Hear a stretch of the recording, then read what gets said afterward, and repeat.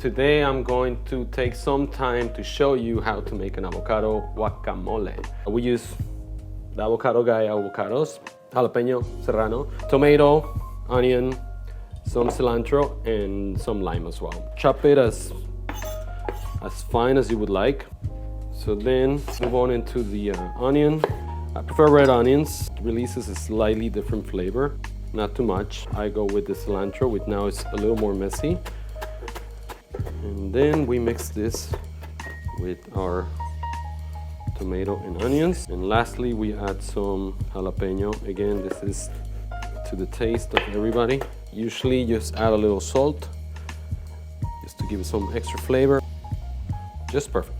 For the avocado itself, we're not gonna cut it. We're just gonna play with making some lines into it with a spoon. Like avocado a little bit chunky now. You scoop it out. And then once you have it here, because I got your mix, you can just add lime at the end of it. A little bit of salt, a little lime. Now we mix this up finally. Very good. Enjoy.